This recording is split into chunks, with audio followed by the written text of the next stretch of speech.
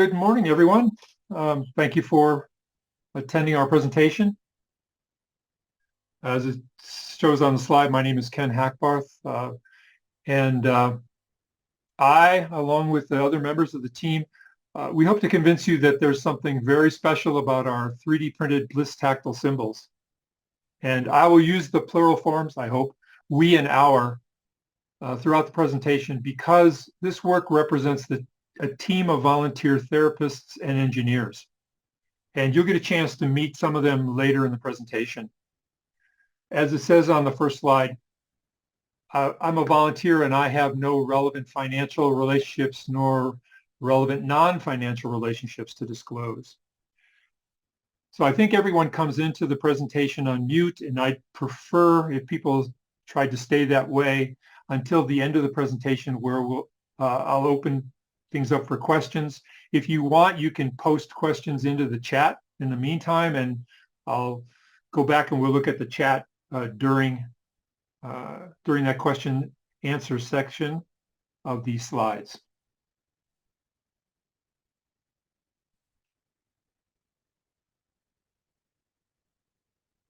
Okay.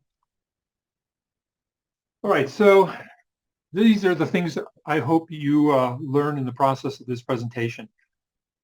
And I believe if you walk out of this presentation with a working understanding of these three topics, then I believe you'll be prepared to leverage this new technology and these free resources to help your students develop communication skills without any external limitations. And now here's the agenda for the presentation. We'll begin by setting a baseline understanding of traditional tactile or tangible symbols.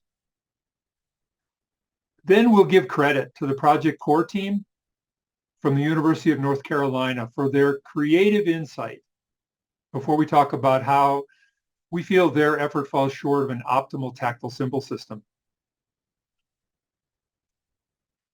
On the other hand, we believe we have created an optimal system based on Bliss symbolics. So we'll spend a little time introducing you to the language of Bliss symbols and to our Bliss tactile symbols. And we've built an entire ecosystem around our tactile symbols. So we want you to know how you can obtain all of these free resources. And we're talking about more than just ideas here. So we'd like to share with you our experiences using these tactile symbols in the classroom. Finally, I think there'll be time to show you a bunch of third-party tools and a special DIY device that gives our tactile symbols a voice called the Voice It. Now, you've all seen tactile and tangible symbols before, even if just in pictures. They're used by individuals who are blind or visually impaired and can help them express their needs and desires and gather information about the world around them. They can also be useful when working with individuals who need help with executive functioning. Maybe they have autism, or they just simply don't respond to traditional systems. The symbol can incorporate a physical object like a ribbon, or simply have a unique tactile profile. So the slide shows two examples of traditional tactile symbols. The one on top is a plastic starfish glued to a card, and the word star is printed on the front of the card. The one below is 7 raised dots on a card that's been labeled snow. Traditional tactile symbols, they're typically constructed by gluing a physical object to a rigid backing of some kind. The physical object may be closely associated with the symbol's referent. For example, the slide now shows a plastic spoon, or part of a plastic spoon, that's been glued to a piece of cardboard and together there to represent the concept to eat. Now, it's much more difficult to create effective symbols for concepts that are less tangible. The slide now shows a tactile symbol with a raised circle as a representation of the concept yes. You would expect that less tangible symbols tend to be modeled very differently by different tactile symbol designers. And physically large concepts, well, there's a challenge there. They tend to be modeled by choosing a small component of the larger concept, even if that small component is unrepresentative of the overall concept. So for example, let's say you wanted to create a tactile symbol representing a tree. What would you do? Well, maybe you put a leaf on the card or a piece of bark. You have to make some choice like that. And similarly, complex or multi-component concepts they're often modeled by selecting a single component of the concept. So here we see a tactile symbol, half of a tennis ball glued to a card labeled gym. I would ask you, is a tennis ball really the best representation of gym class? It may be when people are playing tennis or when you're using a tennis ball as part of the instruction, but the rest of the time, or if that's not part of the instruction, is this a good representation of gym class? You'll find that traditional tactile symbol sets anyway, rarely represent more than 100 concepts, and I'd say anywhere near 100 is very rare. Anytime a symbol set is constructed for a small number of concepts, there's little or no motivation to base the design choices on a set of rules. And I would claim that without rules, there's usually little conceptual carryover from one symbol to another. And such symbols must, by definition, be learned through rote memorization. Probably the most telling aspect of traditional tactile symbols, just like popular graphic image sets, is the fact that they always include a text label. Now, ostensibly, the text is there to help the communication partner, because without that text, it's really unlikely that anyone would connect the symbol to the concept. Only by first reading the label can someone kind of back into the referent, and sometimes not even then. So the slide now shows a card with a piece of string glued horizontally onto it. I asked, why in the world would anyone intuit that this shape represents the concept to want? Unless, of course, you're familiar with PCS and the graphic symbol they use with a shelf with a box on top, maybe. But there's no box here. There's just I guess, maybe a shelf representation.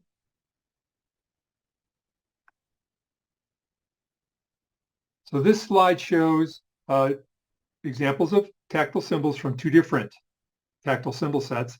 There are 11 tactile symbols in the picture. So some of the symbols are relatively intuitive. So you've got an arrow here for the concept to go. But why in the world would a beaded triangle represent the concept more? And I'm sure that you can kind of rationalize why this cross might represent the concept of to help, especially if that were a red cross. So this one looks like brown sandpaper to me. Now take a moment and just think about how much cultural knowledge you needed to tie a cross, red or otherwise, to the concept to help. So these symbols on the right, they're all at least internally consistent.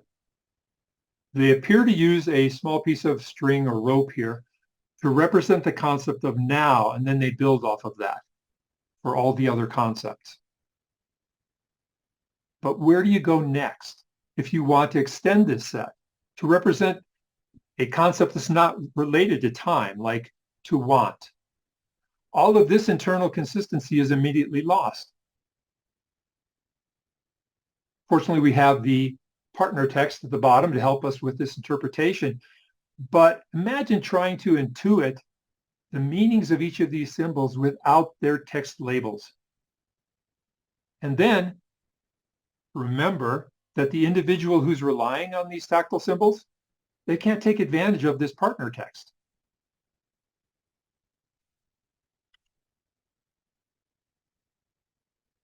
So let's take a moment and look at what I think was a breakthrough in the creation of tactile symbols.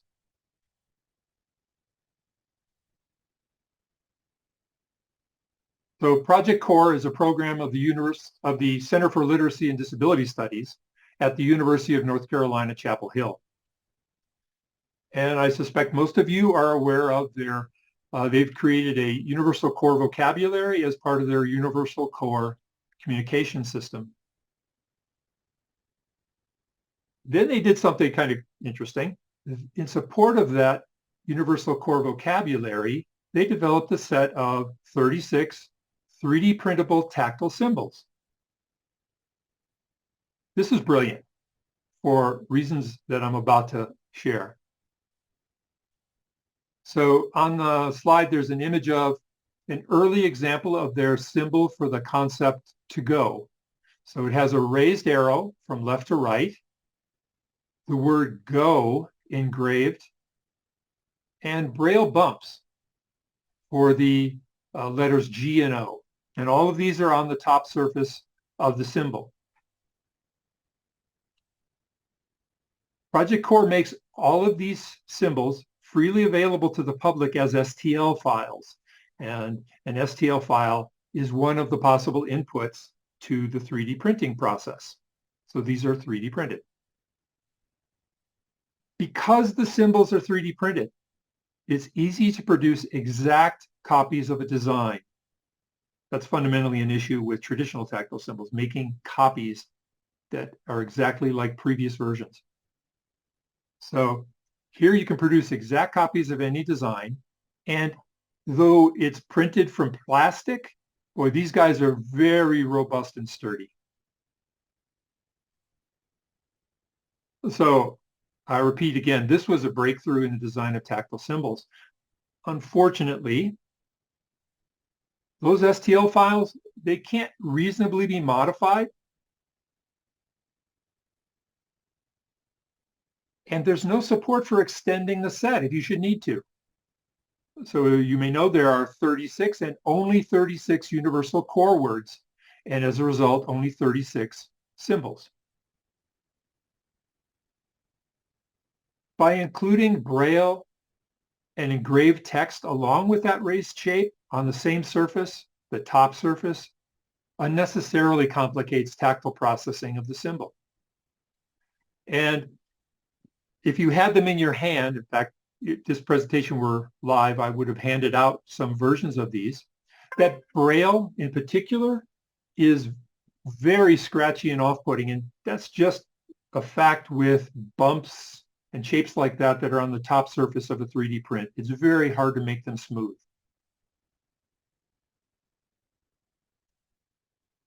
If you had all those symbols together, if you looked at the complete set, there are no obvious features that tie together related concepts other than their word class, which is represented by the outer shape of the symbol.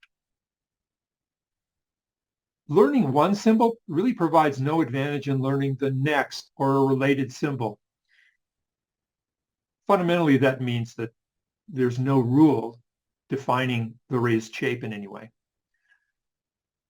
And often there's no obvious relationship between the raised shape and the symbol's referent. So the slide shows an image of their current symbol for the concept more.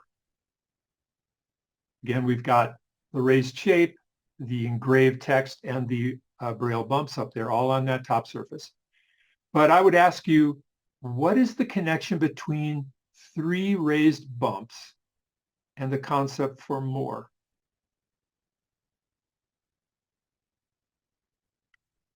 Well, I would claim that without that clear tactile relationship and carryover for all their symbols, that this symbol set has to be learned through rote memorization like we've already seen. Now, if the previous approaches to tactile symbols were non-optimal, what would an optimal tactile symbol system look like? Well, first, it would utilize a conceptual language. And as a result, there would be no requirement for intermediate conceptual transformations like tactile shape to sign language to concept, or tactile shape to Braille letter to English word to concept. You start conceptually and you finish in conceptual domain. Second, it would be made of simple elements, thereby lowering the tactile and cognitive load. Just a few lines and curves, fundamentally two-dimensional. Third, it would be extensible. With a generative language, so if you've chosen the generative language as the basis for your symbols, you can easily create new symbols from existing ones. Fourth, the tactile symbol system design itself, the design of the tactile symbol, that would be flexible. You and your student should be in complete control of the amount of complexity in the symbol. And yet, once you've decided on a design, creating exact copies of that design would be as simple as 3D printing them. Fifth, there would be a standards body to validate and ground construction of the language and the specific symbols. Rules would be established up front by the standards body to direct the design of new symbols. Consistency with the symbols with the rules would be enforced for carryover of learning from symbol to symbol. The symbols themselves would be independent of culture. Remember our Red Cross. So cultural knowledge would not be a prerequisite to understanding the symbol. The way to ensure that is the standards body itself would be multicultural and multilingual. So with those characteristics in mind, I'd like to take a few minutes and tell you about the basics of Bliss symbolics.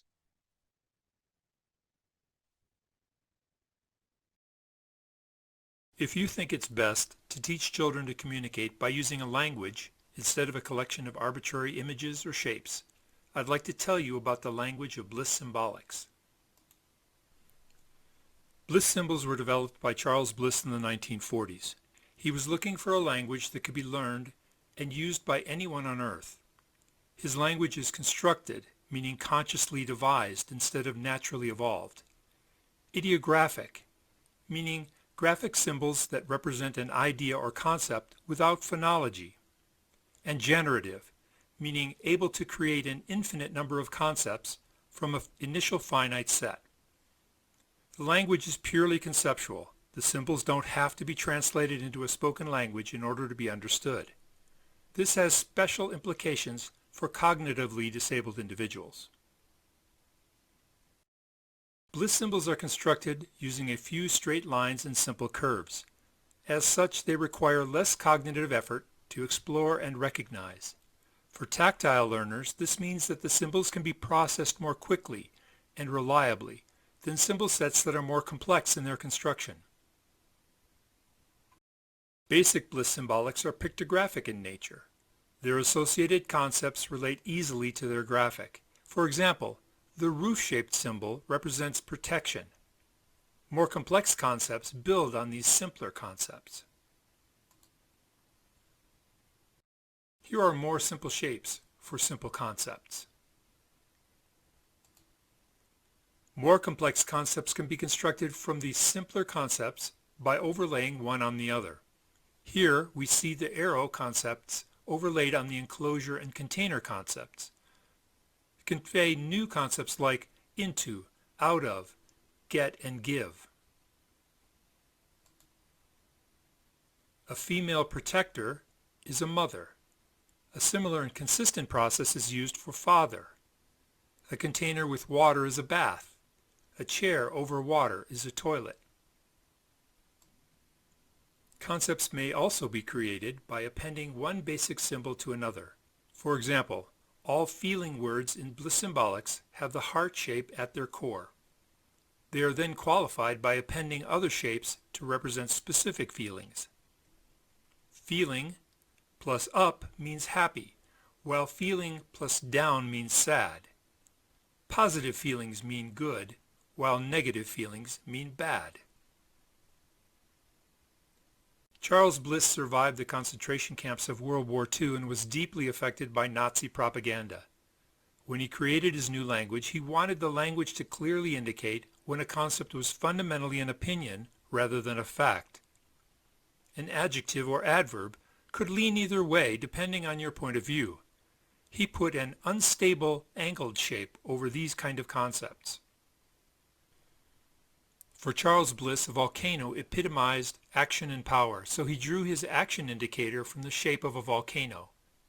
He asked, what does the eye do? It sees. What does the ear do? It hears, and so on. This is how verbs are easily built from nouns. Our 3D printed Bliss tactile symbols reflect the two types of indicators in the top edge of the symbol. Verbs have an action indicator like top.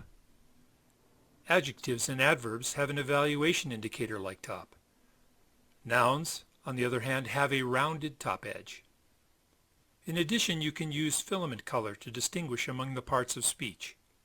In this case, we've used colors from the Fitzgerald key. The symbols can be enhanced by placing engraved text on the back surface, adding braille to the sides, or including holes at different locations for mounting the symbol on a string. You can learn more about the possibilities of representing concepts through Bliss symbols by visiting these websites and pages. I was really intrigued with the regularity and predictability of this language 40 years ago when I was in college. I hope you feel some of that yourself today. I also hope that you see that this is a language that operates completely in the conceptual domain. It's not tied to nor dependent upon a particular spoken language or cultural knowledge.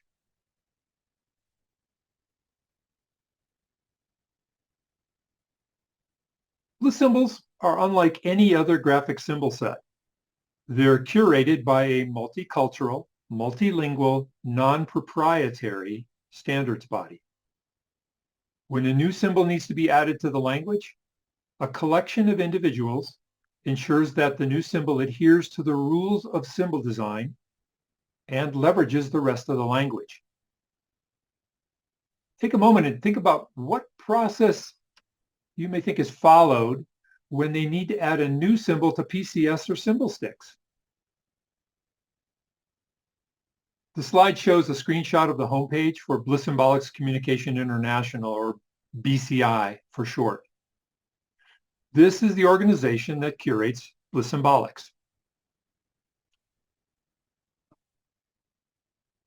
In 2015, Isaacson and Lloyd saw something special in Bliss Symbolics. It had them wondering about their applicability to the tactile domain.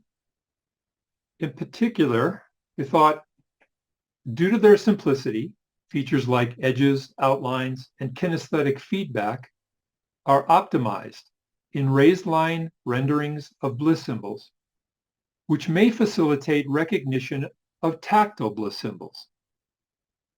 In short, the conformational characteristics of Bliss symbols results in stimuli that have minimal complexity or low potential cognitive load, and when rendered as raised lines, have characteristics that may increase the efficiency of perceptual cognitive processes involved in communication with tactile symbols. So this slide shows images of 3 of our Bliss tactile symbols. On the left, to drink, in the middle, different, and on the right, father. If this were a live presentation, and that's what it's always been for me up to this point, right now I'd hand out examples of our Bliss tactile symbols and give you a chance to get hands-on with them and take them home with you. What I'd like to do now, given this is virtual, is just make the offer that if you'll send me an email to the address I had on the first slide, and we'll see again on this last slide, and ask, I'll pop one in the mail to you, in the postal mail. Because I think it's important to feel these things to really get a sense of them.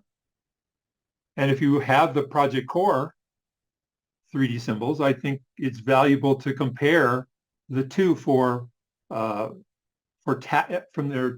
tactile sense, compare them both. So we've made 242 of these symbols free for you to download and 3D print via the Volkswitch website. Notice 2 S's in Volkswitch. I have that on this page? No, but there is a QR code you can follow to get there. They span the 36 universal core words from Project Core, as well as Gail Van Tatenhove's core vocabulary list for students with intellectual disabilities. So the slide shows a screenshot of the Volkswitch webpage where you can download the STLs for individual symbols or as collections of symbols. We also provide a free tactile symbol designer that you can use to modify our initial symbol set, as well as create new symbols based on the free graphics from BCI. This is the same symbol designer that was used to create the 242 symbols. So you're using something that was fundamentally the basis for the symbols themselves. The slide shows an image of the tactile symbol designer's user interface. And modifying an existing design or creating an entirely new one is as simple as choosing options from pull-down lists and typing some text.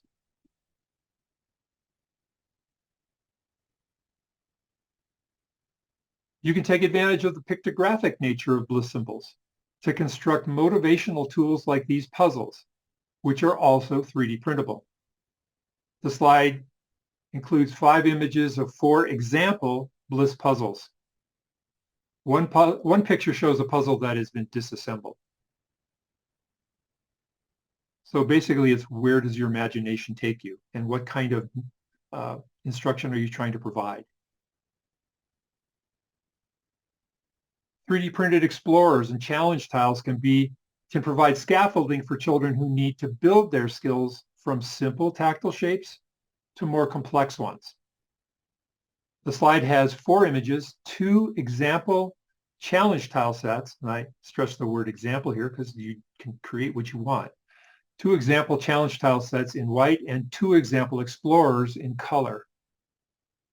And we provide a free, easy-to-use designer to create these tools as well as the Bliss puzzles for yourself based on the needs of your students.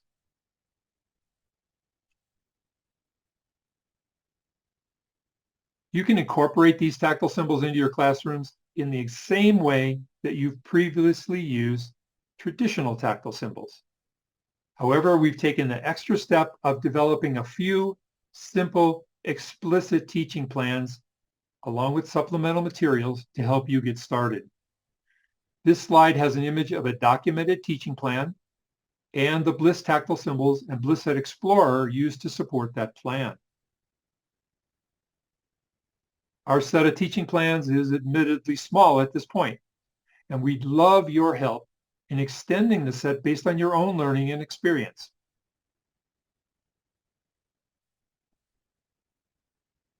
Speaking of the classroom, I'll now turn the presentation over to other members of the team to share their knowledge about how these tactile symbols can impact students. Describe the profile of a student with whom you are using or anticipate using the Bliss tactile symbols. I've been trialing Bliss symbols with a 20-year-old in my classroom who is blind. She has no eyeball in one eye, and then she has a retinal displacement in the other one. She also is diagnosed with an intellectual disability. So the student is a primary kindergarten age student who has a variety of needs due to a rare genetic disorder. Due to her physical and medical needs, she's not able to access your more typical communication systems. I would consider different types of children, not just a student with a vision impairment. I'd consider those with multiple sensory impairments, possibly vision and hearing. I would definitely consider any child. You often hear teachers say, well, he's too low. And so any child that I think maybe they're not ready to attend to some of the visual boards, I would definitely introduce these. I know I've had a lot of students, even with autism, that really like to fidget and hold things. So I think I would use these as a way to almost supplement the communication with another system. The students that I would use this kind of system with would be students who, well, visually impaired, with kind of limited communication skills, limited verbal speech, who just kind of need some fundamental beginnings of like beginning to communicate in a way that they understand. I think back to one particular student that I had, and she had fetal alcohol syndrome. And with fetal alcohol syndrome, you've got really some atypical learning patterns, but one of the things is that contrast. And so for her, she always liked to fidget, and she almost needed something in her hands to hold. And I would have definitely used these with that child because they would have been really beneficial. So for her, that's one of the first classrooms we're going to target and we're going to see, because she has got mild hearing impairment, and then she's got cognitive impairment, and she's also had a very transient lifestyle. So life has been very inconsistent for her. So we want to have a very consistent system, and we're starting out with 20 of the symbols. When would you use the Bliss tactile symbols with a visually impaired or non-speaking student? So we wanted something that was easy to make, that was long-lasting, that could be, carried by the student themselves. And also on top of that, like something that could help develop the student's language and literacy. Mm-hmm. So Bliss symbol fit all of that. Bliss symbols can help increase language use, and to answer predetermined questions during a lesson. That's one of the main uses that my student does. Also, they use Bliss symbols as a schedule so that they can anticipate what's coming next, and they can also anticipate what's expected of them. So we wanted something that was easy to make, that was long-lasting, that could be carried by the student themselves. Again, they're very durable, which is another huge advantage, because I have a lot of sensory seeking students and sensory reliant students in my classroom who enjoy using the tactile symbols for, to help them focus during the day. But if one of those gets lost, I can put one in the software, and 24 hours later I've got it again for her to use. Okay. I feel it's really important with these students that we use the symbols to communicate with them, as well as for them to be able to communicate with us. And for so many of these kiddos with the reduced vision, all of a sudden they're just moved, or they arrive at places and they don't know. So we were trying to use the symbols more of like that go and finish to represent things that are kind of more abstract. So I would pick it because trying to get kids to kind of just tap on something that does not differentiate in any sort of way, such as with any kind of communication device where it's just a flat button. It's not as meaningful. They don't want to explore it. It takes so much effort to try to get them to touch something, as opposed to them having the chance to just feel something and run their fingers over it and explore it independently. Try to get them to touch something on their own, rather than me having them hold their hand over hand. I'd rather them start to develop their independence that way. Many of the students that we work with, especially some of the low incidence students, they don't have enough experience holding a variety of objects. And I think that this might be a more engaging way to start using a language system rather than like a regular typical communication board. My hope is that we're starting with very young children when we're introducing this. Although I do have a certain classroom right now that I'm trying to introduce it. Actually, we are introducing it, and it's a middle school girl who has a vision impairment and cognitive disability and a lot of behaviors right now.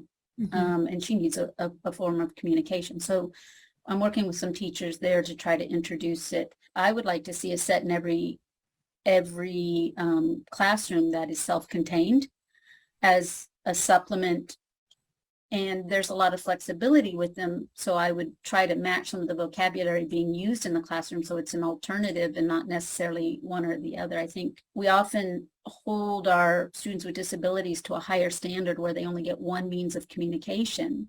And I would look at this as just a powerful tool as a part of a communication system.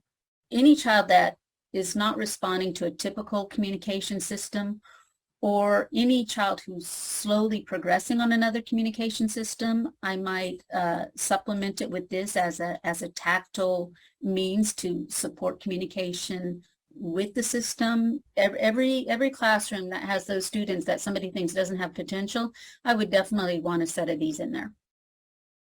What advantages you see in using the Bliss tactile symbols with students?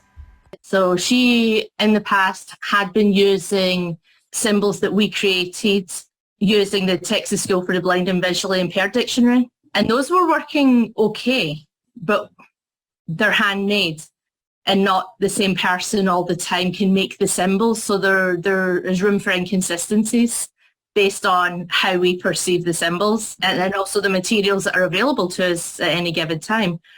Everyone else in my class has a diagnosis of intellectual disability or multiple disability. And the fact that they're interested in the symbols and that they want to learn with my 20-year-old student, shows me the accessibility that Bliss symbols have. They've been through the washing machine and the dryer. They've been ran over, they've been thrown across the room, and they're still usable. So the more we looked into this, the beauty of the Bliss symbols is that it exists. It's an existing system or whatever, and it's always easy to create a new one that's already standardized instead of starting over and recreating. The consistency is what's really nice. As they move to programs, that part's, going to remain the same. Their size is nice. There are a lot of things that already exist out there that are tactile, if you will, symbols. They can often end up being very big. So the size of these is perfect, that they can always be with the student is important. I also like the amount of information on them is just enough. Often there's too much on things. Students can end up being distracted versus getting the needed information. They seem more inclined to touch it. I think that has to be the biggest thing. They seem more inclined to explore it on their own without me having to constantly grab their hand and be like, you push this button. You don't know where it is. Don't know what it looks like. Push this button. As opposed to they put their hand over it and they just even touching it sometimes, because I have it on top of an AAC device, they put their hand over it and they explore it and it triggers the sound. So now we're linking sound to symbol. And I love that. One of the benefits to the Bliss symbols is it's a generative system. There's so many options. It's a full vocabulary system. There's 3,000 symbols at our fingertip that we can produce. So there's nothing that we can't work on to teach that child language. I like these particular tactile symbols because, well, they're easy to hold. So it's engaging. It's something to hold. It's just, you're always trying to find different manipulatives to get kids interested. And our kids often are, they don't have the opportunity to manipulate things. You really do need that more simple shape. And so one of the advantages to the Bliss symbols is they're very simple shapes. And when you combine the shapes, then it actually makes more generative language. Yeah, I just think it has so much potential. I am really excited about them.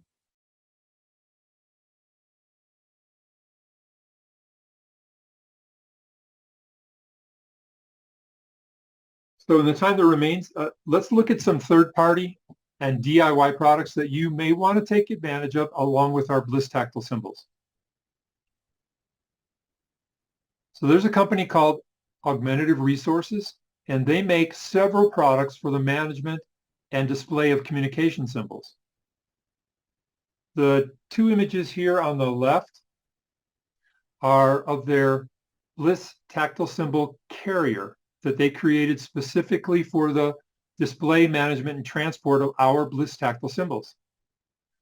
The pictures show the carrier in closed and expanded configurations. The carrier has a rigid spine here and a padded separator that keeps the symbols from clacking against each other when it's in the closed configuration.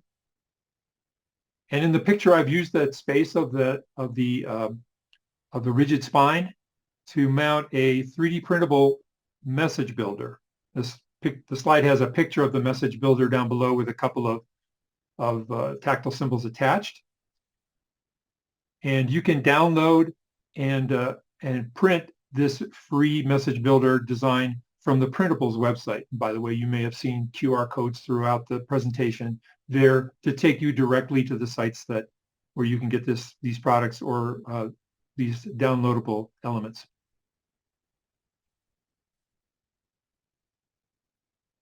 If your favorite AAC software will allow you to place your own graphic images on one or more of the buttons, you can take advantage of Bliss Symbolics to create a truly consistent user interface for your students.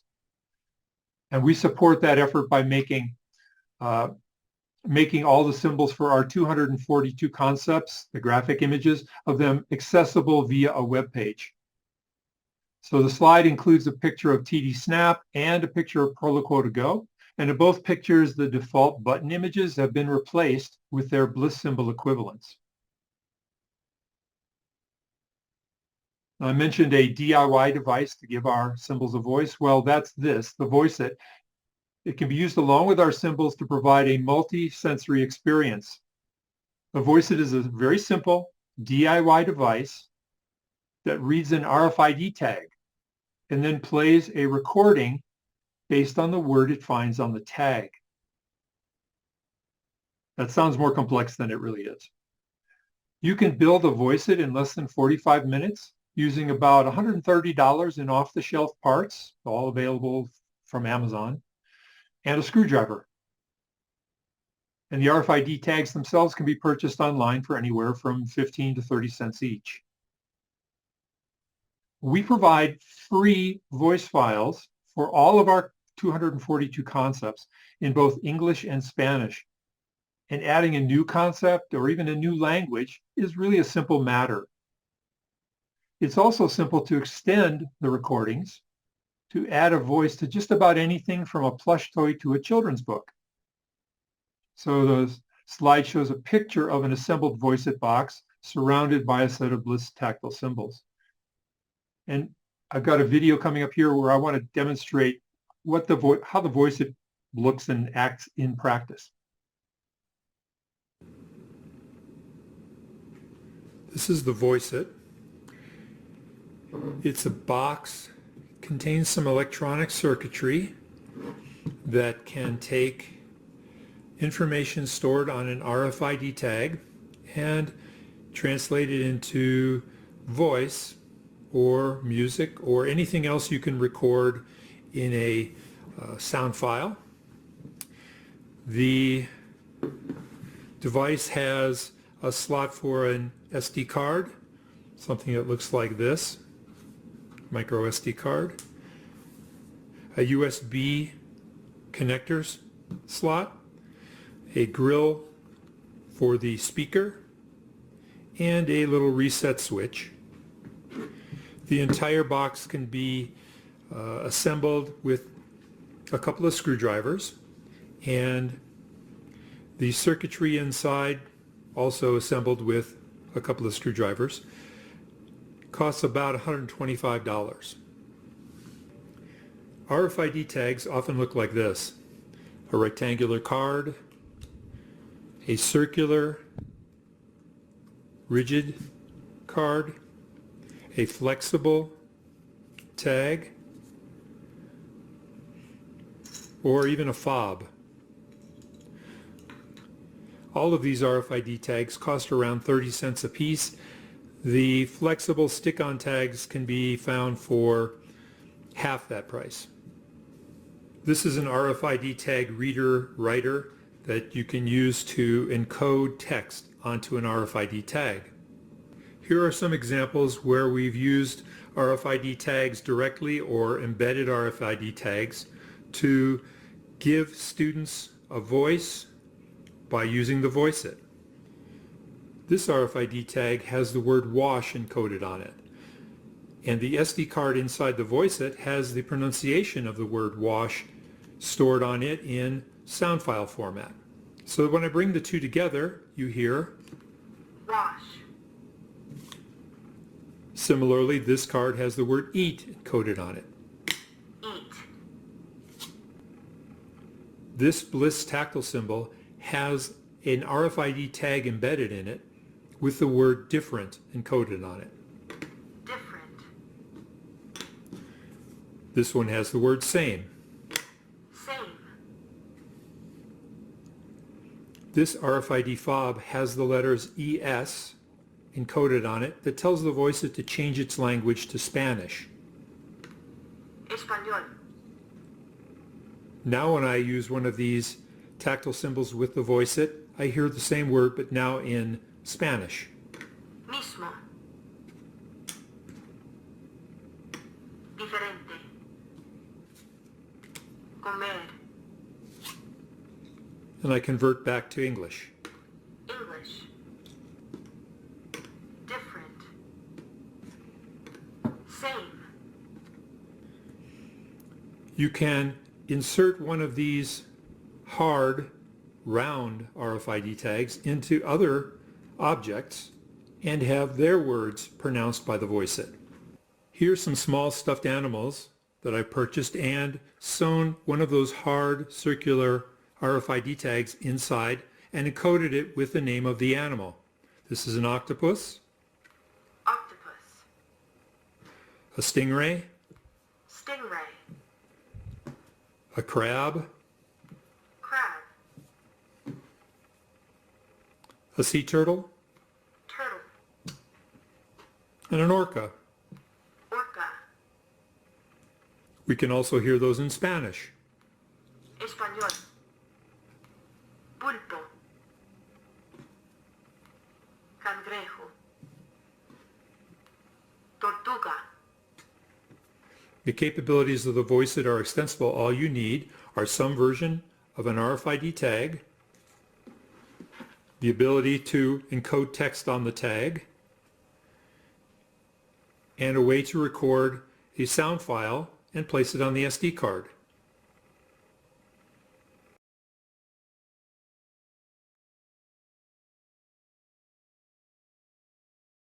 So the folks at the 3D Learning Shop on Etsy, they've already made a business of 3D printing and selling the Project Core 3D printed universal core words. I recognize that you may be more comfortable purchasing 3D printed devices and symbols rather than making them yourself. And for that reason, I contacted the 3D Learning Shop about printing and selling our Bliss tactile symbols as well as assembled Voice It boxes, and they agreed. The slide contains a screenshot of the Etsy page for the 3D Learning Shop, highlighting one of their offers for printed Bliss tactile symbols.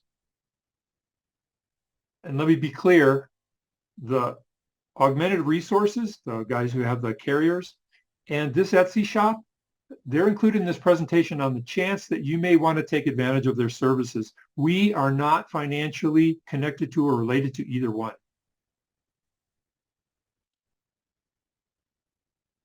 So I said at the beginning of the presentation that this work represents the contributions of a team of volunteers. Well, this is that team, both therapists and engineers.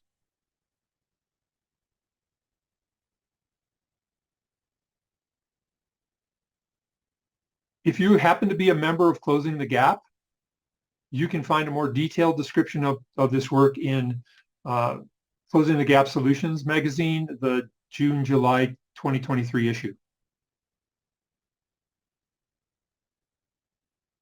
All right, so now's a chance to ask any questions.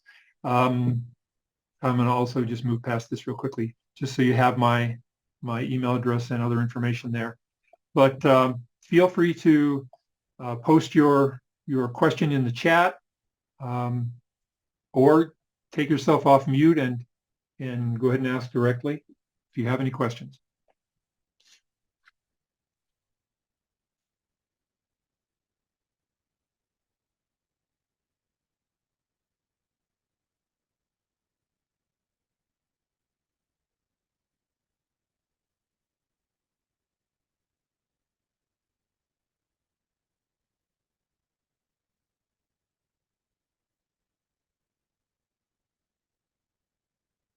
All right, so I'm not hearing anything and I don't see anything in the chat.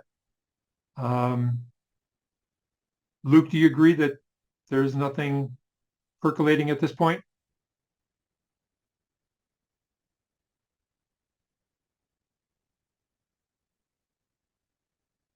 Luke, are you there?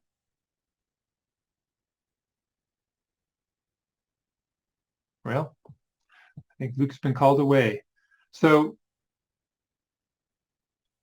if you have any questions or suggestions that come to you after this presentation is completed, feel free to send it to that email address. Remember the 2 S's in VoltSwitch.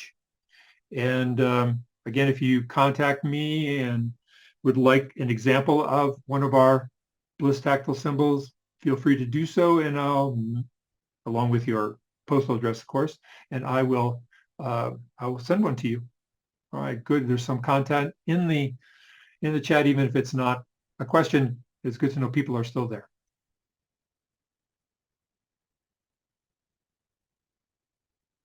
So I'll just go ahead and leave the presentation open for another couple of minutes and wish you all a good day and enjoy whatever small amount of time I